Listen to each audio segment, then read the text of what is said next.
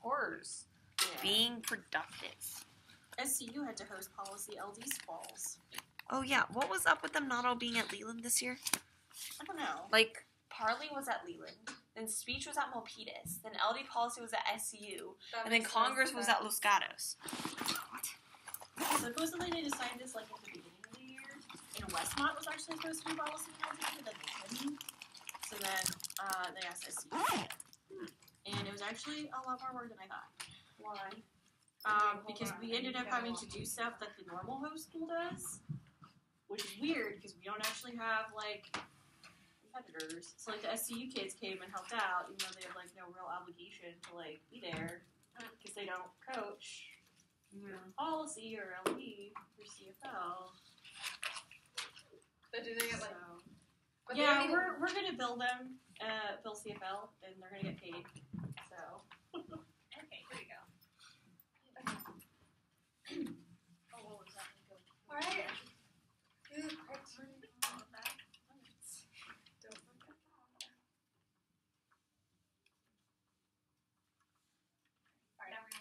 Are you timing? All right, everybody. So it's just gonna go framework then contentions. Time starts now. As the first speaker of the affirmative team, I strongly affirm today's resolution. The USFG should nationalize the oil industry. So you define the USFG, U.S. federal government, actor, USFG, time frame as soon as possible, funding, normal ways and means. So to nationalize means to disable from private to state control. So the USFG, federal government as an actor, is gonna assume control over the oil industry in America and have control over that. We can like kind of parallel this to how the USFG has government has pretty much taken over the water industry. That's like a parallel. So the first contention is that of pricing.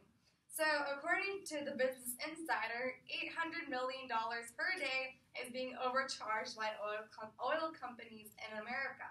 So what we see here is that because oil companies have a lot of control when it comes to influencing a country's economy, what they have basically done is created a monopoly in which they all collectively agree to raise or lower prices. An example of a monopoly would probably be OPEC, which is a group of Middle Eastern countries, and Venezuela, who work together as a group to decide prices. And what we see is that they purposely keep the prices higher. Actually, Exxon CEO actually stated that barrels can be produced for as little as $11 per day. But yeah, we have seen barrels being sold for upwards of even around $80. What we see here is that they're blatantly overcharging just to make the quick buck. And what the link is, when you nationalize this means that the industry is not going to be working for profit anymore. And they're not working for profit. There is no real interest of the American government to raise prices, and oil will basically be sold at cost. So that way consumers won't be overcharged, and consumers will have more money to spend overall, impacting their quality of life, and they can have a better quality of life where they have more money to spend rather than just on the oil they probably have to use for their car and other basic necessities. Second contention is that of lack of green energy. So the current situation does not lead to oil companies. So the status quo does not lead to oil companies investing in safer, cleaner, and reusable energy. So a lot of oil companies, such as BP, they have ads saying we're working on improving America's future by going towards green energy. However, as Rolling Stone reports, what they're practically doing is nothing. And there's a really simple answer to that. It's because the companies focus on their profits, and they believe that they are going to receive more money and gain more profits when they keep the status of the oil companies. Now, all would be well and good, except for the simple fact is like using oil at the rate we do today is not sustainable. 2050 is breaking point. We need to go towards green energy. And in the past 100 years, we have been using oil, and we've never seen any huge shifts towards green energy. And we need to start that now, and we need to be able to, and by the link is when we nationalize the oil industry, they're not going to be working for profit anymore. And companies who focus on green energy and providing alternative energy who were previously driven out of the market space by these huge oil companies, they now have the chance to provide green energy and work towards a safer and sustainable future for Americans. And the impact is an increased quality of life, and we could be saving lives, as global warming is actually an issue that, according to, as we see that 2050 we reached the point of no return, we need to solve we need to use cleaner energy, and nationalizing the oil industry is one step we can do this. So going on to the third contention is that of oil independence. So what we see here is that the U.S. is pretty much dependent on OPEC. Most of our oil, I believe it's 6. Most of our oil comes from OPEC, and what we see here is that OPEC recently actually has even reduced prices just to drive out U.S. fracking businesses and Russia as well. And the problem is that when we are dependent on these oil companies, they basically have control over our economy, and they can decide how Americans are how the lifestyle of American citizens as well. And when we nationalize the industry, now we are deciding the price. When oil is being sold at cost, what we see here is that there is going to be no more overpricing, and there will also be less of global influence. We'll have more control over our own economy rather than just relying on OPEC. And what we see is that we're going to be more inherently adapt to intervene in situations where we might not have been able to. The U.S. has often been accused of working with countries with terrible human rights abuses just to get oil. In fact, in Bahrain, they have been one of the members of OPEC, which we've gotten oil from. However, the business in which they get oil has involved many human rights abuses, but the U.S. is not hesitant to cut off ties with the oil companies there because of the fact that they rely on the oil that they get from there. So what we see is when we nationalize the oil industry, we can rely on our own fracking companies and eventually move towards alternative energy, which is the end goal here. And we see here is that we are not going to be relying on other countries, and we can work with other American companies that would actually have to be subjected to our environmental codes, which are inherently better than that of those in OPEC countries. So for the 3 reasons of overpricing and lack of green energy and our dependency on the OPEC countries, I strongly affirm today's resolution that the U.S. should nationalize the oil industry. Okay. I have 8 seconds. So. Can I ask this phone to time us? Okay, great.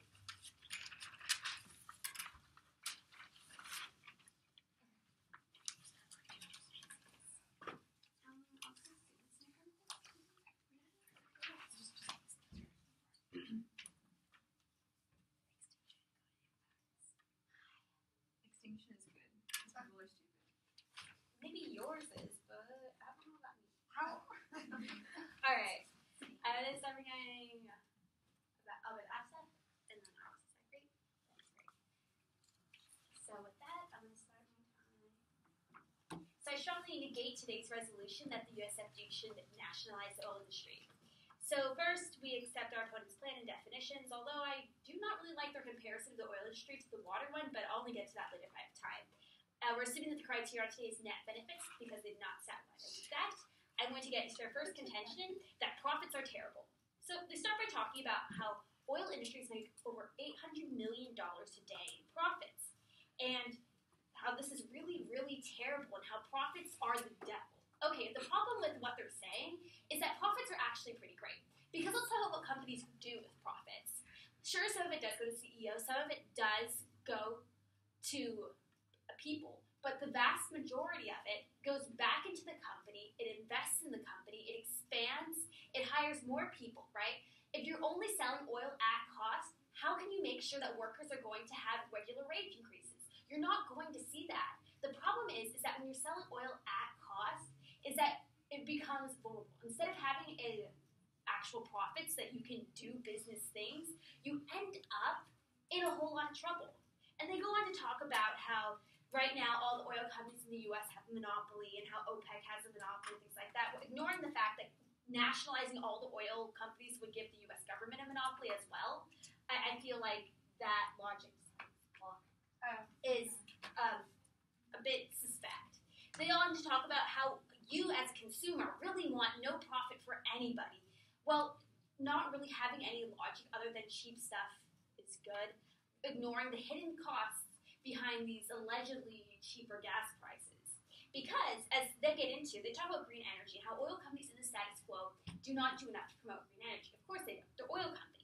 The problem is that when the affirmation makes oil this cheap, it does not incentivize green energy. It does not incentivize innovation. In fact, it does the opposite.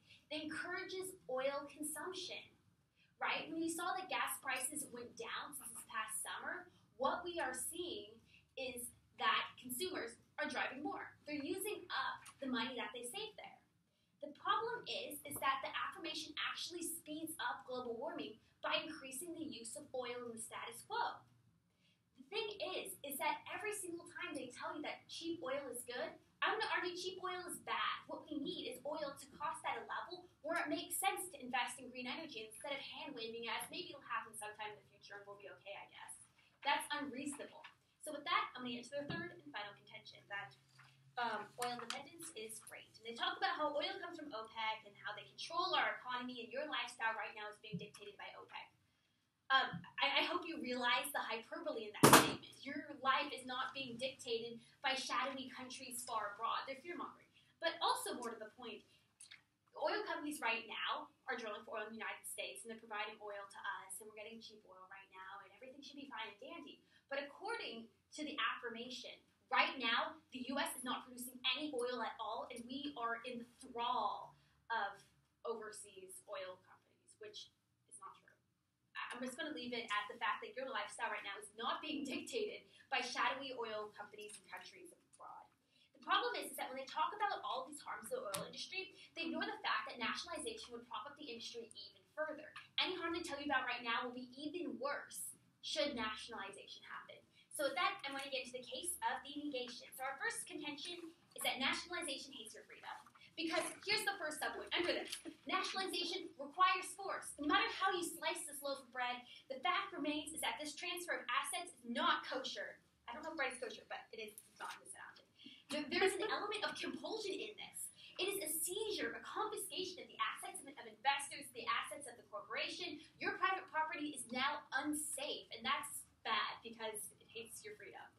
Also, it ignores your wishes as a consumer and as a worker. Consumers have the right to choose and buy stuff or not buy stuff and dictate the market, right? We talk about supply and demand and how that's the market force and how that's really great, except under the world of the affirmation, we're not going to see that. We're going to see a lack of choice. We're going to see quality decrease. We're going to see convenience decrease. We're not going to see any alternatives to this nationalized oil company. The problem is that when stuff is nationalized, you begin to see stuff like shortages and service levels going down, right? So the problem is that should the oil companies nationalize, what we're going to see is worse outcome as consumer, despite what they're telling you that everything is going to be cheap and wonderful. Furthermore, right now in the status quo, companies compete for workers, right? They offer attractive packages. So here you can have health benefits, you can have dental, I'll pay you a couple $1,000 more. The point is that companies compete for workers in the oil industry. Under nationalization, that's not what happens. It's just the government. Furthermore, again, like I talked about earlier, without any profits, there's no guarantee you're ever going to see a wage increase. We need profits, that way we can do cool stuff like that. So I want to get to our second, and final contention that nationalization is damnation for the economy. Our economy will be speeding straight to hell underneath this nationalization. Because here's the problem with nationalization. It de-incentivizes investment because, right, you just seize all the investors' assets, so that's obviously not that great. Also, what we're going to see is that investment is essential for economic growth, for development, for innovation. We can't do any kind of anything because we don't have any profits to do anything with. We're not going to see competition breeding better ways to do things, more efficient ways to do things, none of that is going to happen. So since we're not seeing investment, since we're not seeing growth, since we're not seeing any of these great things that are happening right now, we're going to see it's hurting workers, that's hurting the overall environment because we can't make these kinds of leaps in technology. It's going to hurt consumers. And worst of all, businesses will turn into instruments of industrial policy. It's just going to become another arm of the United States government. It's going to be tragic. The problem is that right now the diversification of the industry is super great, and it's eliminating that diversity. It becomes more vulnerable to market fluctuations. It becomes more vulnerable to random governmental interests. A quote from Eugene McCarthy: "The only thing that saves us from the bureaucracy is its inefficiency." So consider that image: a choice between an all-powerful, all-terrifying bureaucracy or a horribly inefficient one. And neither sounds like something that you want in your oil. Thank you.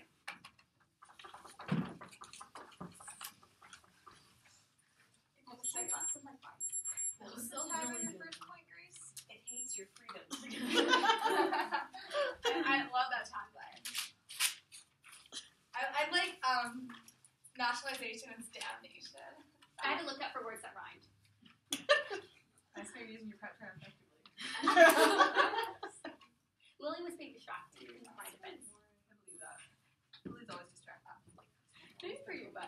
Did you also look at that quote that you used? No, that was one of my favorite quotes. It's one of the ones that shows up after. It's one of the quotes in SIP that shows up after you research a specific technology. For a second, I thought you were going to quote Joseph McCarthy. I was considering it, but. Sorry. Okay, I'm gonna go neck case and ass case. Time starts now. I strongly affirm today's resolution that the USFD should nationalize the oil industry. So their first contention was, it hates your freedom.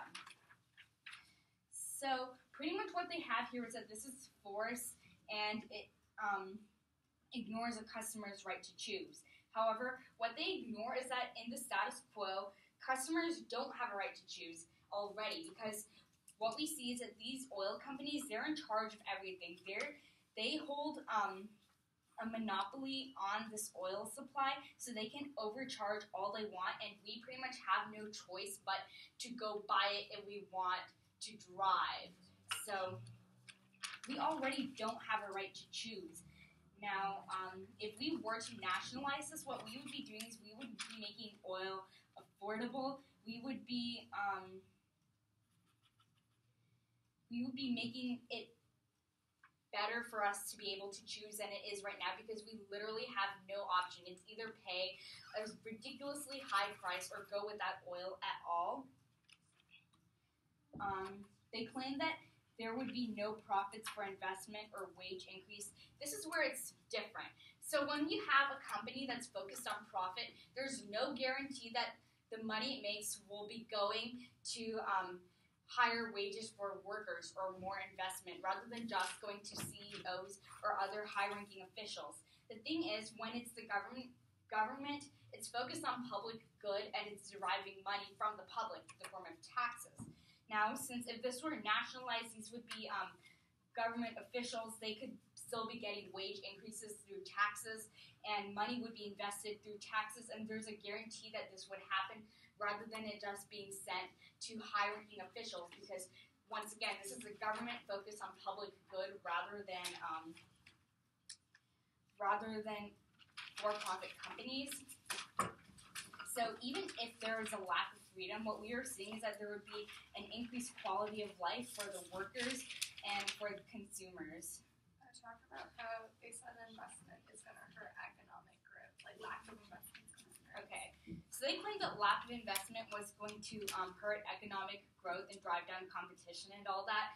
However, we've stated before, this is the U.S. government. They get tax money. This money can be invested if we were to nationalize. Oh, explain how investment doesn't lead to innovation. It kind of does. No, right now, when it comes to energy, we're still relying on oil.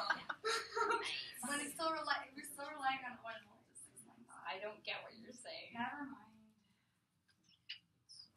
Okay, the second contention was nationalization is damnation for the economy. So pretty much they said that we need investment, otherwise we're hurting workers consumers and the environment. Now, what we're doing when we're nationalizing this is we're putting it under government control, which means that there won't be a total lack of investment. It just means that this investment will be done by the government through the form of taxes. Now, what this means is that we have a guarantee that this money's, yes. Does this mean that you'll be raising taxes to funnel it straight to the black hole of oil? It means I'll be raising taxes to fund a public good. Thank you very much. Okay. So these taxes would be going to help to raising the wages of workers, to investing, to everything that they said wouldn't happen if we were to nationalize this industry. So what we see as a whole is that we can still be having investment, we can still be having high wages, we can still be having all of this with nationalization, so none of their impacts stand. Okay, so on to AFCASE. Their response to our first contention of overpricing was that profits are a good thing as they go back to hire more workers and grow, and that nationalizing would give a U.S. monopoly. So, right now in the status quo, most of this money from oil, it's not going to raising wages of workers or investing. It's going back to CEOs and other top-ranking officials. Now, we have a chance of changing this if we were to nationalize this industry, because money would actually be going to the industry rather than to the people running it. It would be going to the workers and to putting money into the industry rather than just CEOs. Now, they claim that this is a U.S. monopoly. Even if it is a monopoly, what we can guarantee is that if we are going to be nationalizing this, the oil will be sold cheaper. Now, even if both the plan and the status quo, they have monopolies, the thing is, if we go through with the plan, the cost of oil will be cheaper, whereas in the status quo, the cost is super expensive. Now, this might not seem like a lot, but what it means is that your electricity bill, instead of being, say, $300, can be cut to $100. Your grocery bill could be $100 instead of $200 later by time. So, pretty much, this means that our entire economy will be better off if oil isn't as ridiculously overcharged as it is right now. So, yeah, what we see right now is profits aren't going to help right now. So, our second contention was how we're not investing in green energy, and they claimed that making oil cheap would encourage consumption. However, what we see is that in the plan and in the status quo, oil consumption is going to be something that's always constant until we can develop green energy. Now, so encouraging oil consumption is non-unique since it happens both in the since it's already happening in the status quo through the utter lack of green energy. So AF isn't increasing oil use any more than it already is right now. So for our third contention, they claim that our lives aren't dictated by OPEC. However, OPEC right now, they're increasing the amount of oil, they're flooding the market, they're driving prices down, which shows you the extent of control that they have. So nationalizing would increase our independence. So yeah. Oh, sorry. That's it. Oh dear. This is so You're gonna have to be organized. I would spell something out to be supportive, but I'm just bad at spelling. Oh, same. Okay.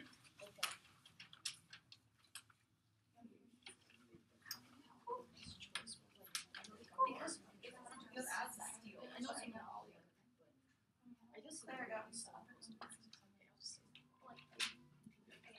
Okay, I'll try. Oh, I thought they did that in the RS room. apparently they have moved across the hall. Great. Okay. So, I'm ready. Yes. So, can I borrow someone's timer?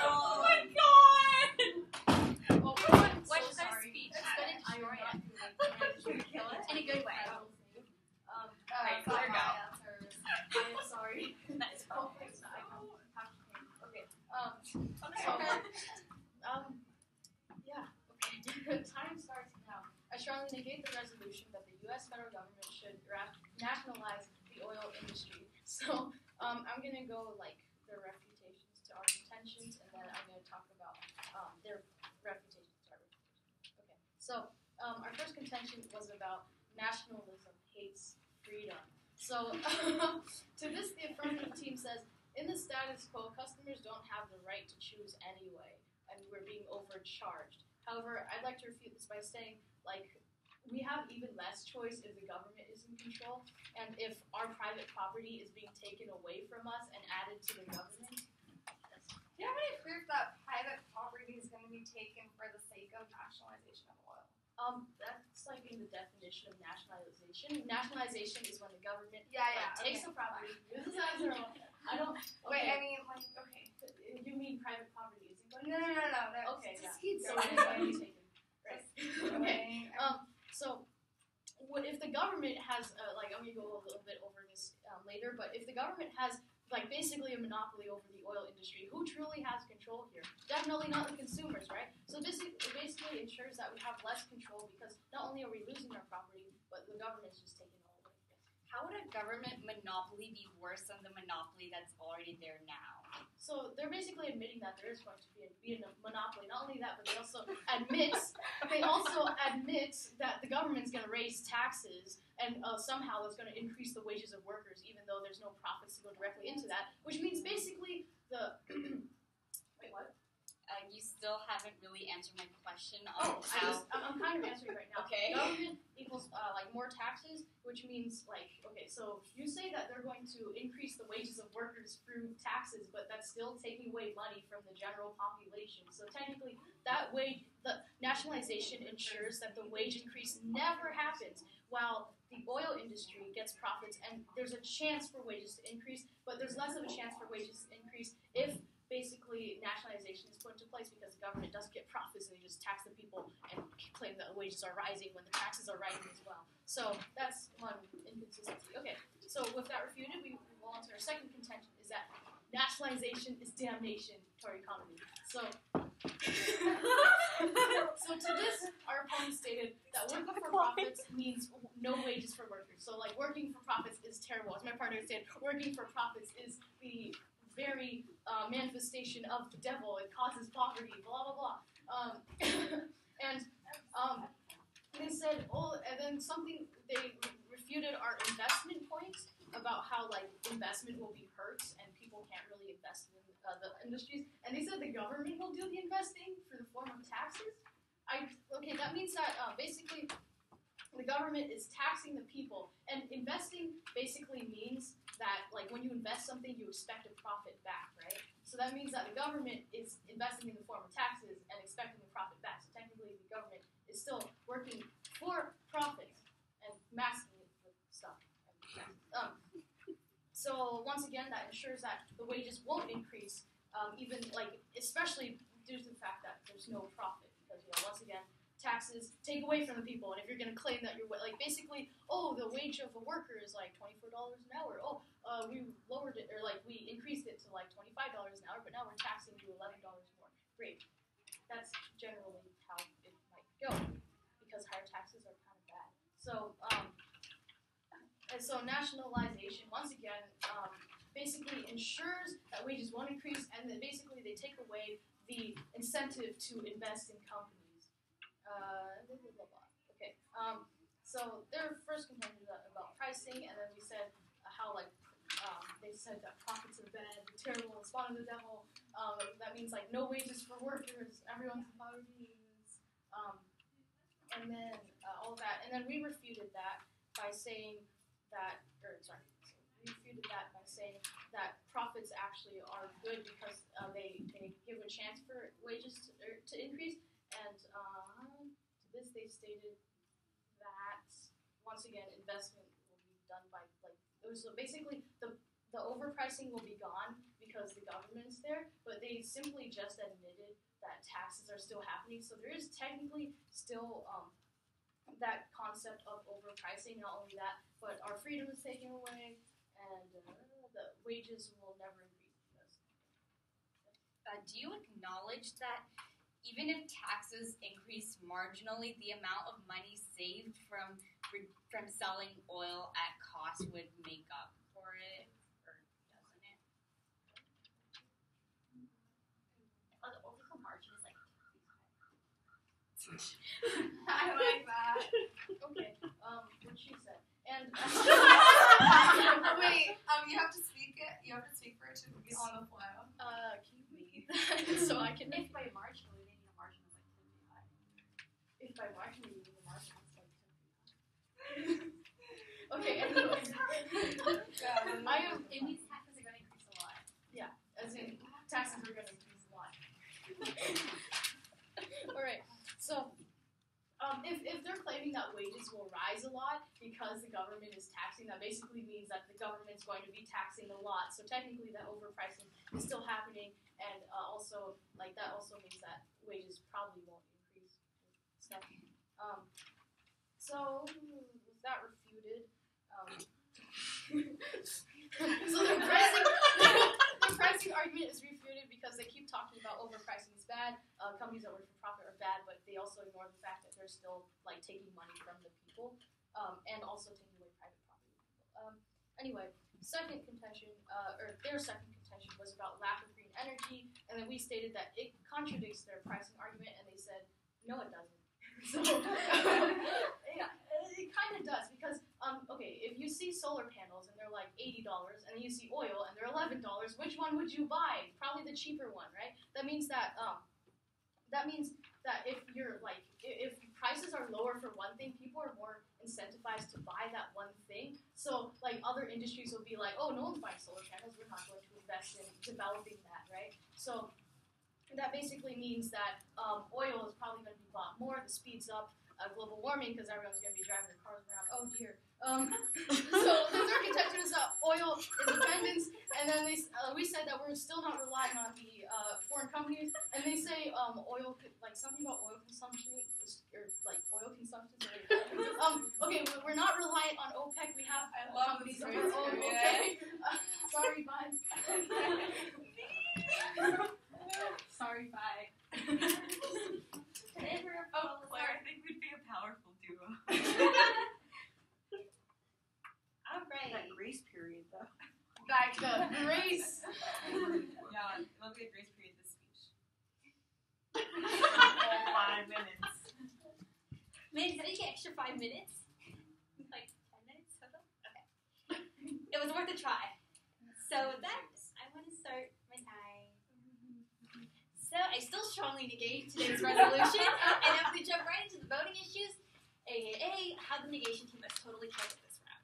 So first, I'm going to talk about the most important issue in today's round, and that is global warming, because as my opponents said so nicely in their first speech, global warming is a big deal. It is the biggest deal. It can spell the extinction of everyone here, no matter what Meredith may think, I think we're all better off alive. So with that, let's talk about why it actually matters at all in today's round. So the problem is that the affirmation team believes that oil consumption is constant, that consumption exists independent of any other variables such as pricing. They believe that with very cheap oil, that all of a sudden people are going to awaken to the evils of oil and suddenly flock to green energy, completely ignoring the fact that cheap oil just decentivizes green energy, as well as not using oil. See, the thing about higher oil prices is you go, oh, I don't know if I want to drive to Disneyland. Maybe I'll stay at home or go to America or something. We make choices based on how much they cost. It is that simple. I'm not doing any fancy logic tricks here. This is just oil that is cheap makes you more likely to use it, which makes global warming worse. It is that simple. The problem is that for every single time the affirmation tells you that oil is going to be cheap and it's going to be super great, what you should hear instead is that we are going to increase emissions. Global warming is going to become worse, because that is exactly what is going to happen. It is cause and effect. There's no convoluted train of logic here that they can refute. They cannot refute the fact that cheap oil is going to make global warming worse, because consumption will increase and emissions will increase and we'll all die. It is like A, B, C. Anyways, so with that cleared up, let's talk about how the government hates freedom of choice. So let's talk about how underneath the affirmations plan, they've conceded that there's less choice. They concede that there is a monopoly. They concede that they are seizing the assets of the people. And somehow they believe that this does not mean that democracy is dead. Democracy will be dead and we will have killed it should this plan go through. See, the problem is that democracy involves like our freedom to choose our own candidate and stuff like that. And by taking away more and more of our rights to choose, they are destabilizing democracy as we know it. That we will be stuck in bondage to the government and not the fun kind. What we will see is eternal servitude to oil companies that will never pay us anymore because there are no profits to pay us with, which is an excellent segue to my third and final point, that the dinero will be arrow.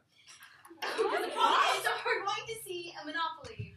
We are going to see higher taxes. They have conceded this. They say it would be marginal. We're going to suggest that margins are a little bit bigger than they're saying would be. We're saying that they're propping up the oil industry using your taxpayer money. You will be paying more taxes. That way global warming can increase. Doesn't that sound tragic? That does sound tragic, and that is exactly what's going to be happening.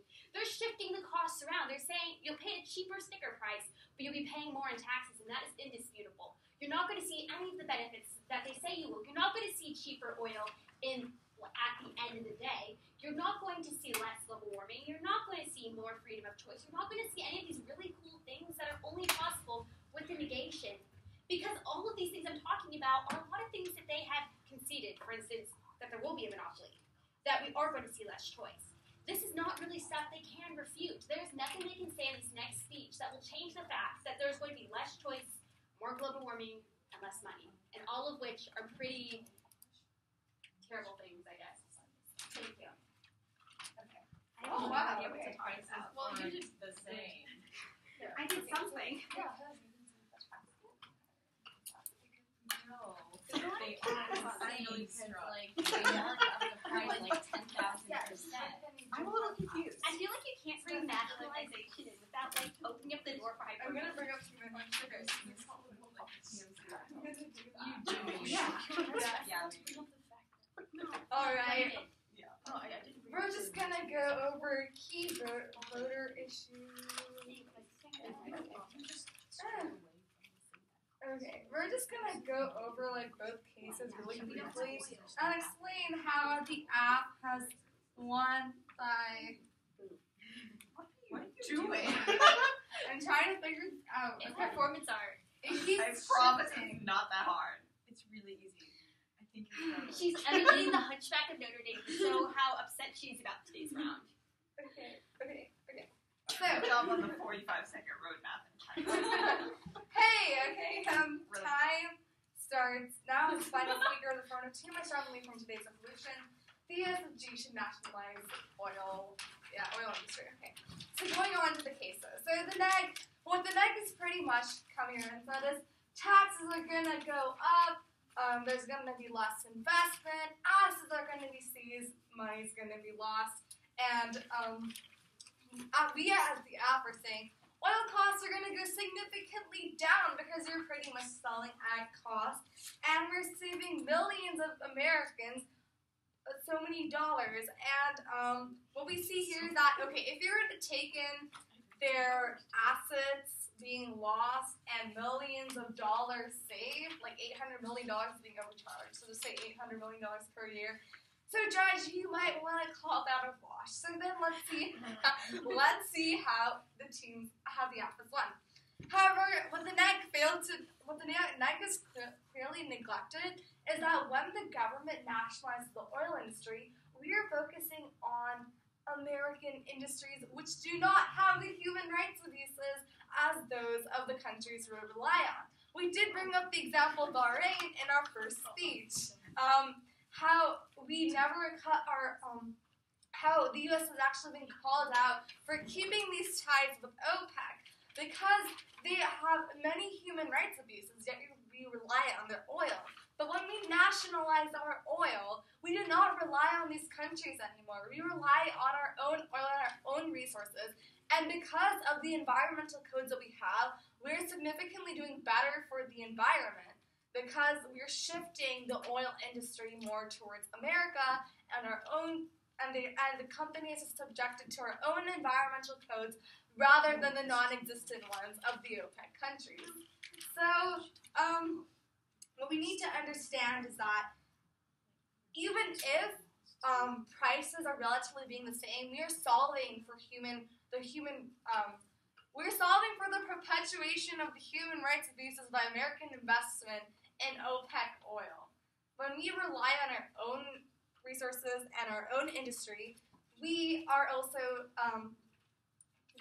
have stricter laws and stricter environmental laws. So we actually are helping the environment.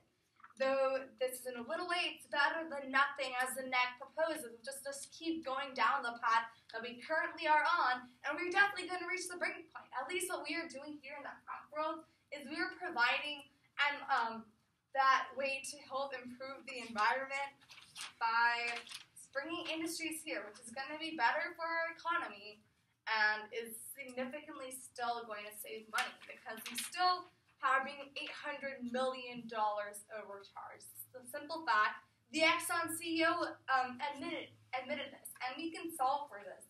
We can solve. And the thing here is that American citizens, though the NEG also does say that we have no choice under our plan. Okay, there is no choice under the status quo either. We are subjected to OPEC's consistent rising or decreasing of the costs. It's a simple fact, a simple truth. At least with the government, you call it a monopoly, we are keeping the prices low and something that is more beneficial for Americans. And we're not going to be investing and buying oil from countries with horrific human rights abuses, and we'll be focusing on boosting economy here, and industry is going to be more prevalent here and subjected to our environmental codes. So, when we look at the impacts of this, is we see the less dehumanization of people, and we see a higher quality of life for Americans, because we still do have that low cost, and at the same time, we see that industry is being subjected to our own environmental codes, less pollution, and less dehumanization of workers in other industries, because once we pull out, we are giving that message that we do not support the human rights abuses that are committed to give us this oil. And when we focus on building our own industry, we're going to make the world a nice and happier place by that tiny margin compared to the next plan of doing practically nothing. I strongly urge the judge to vote aye.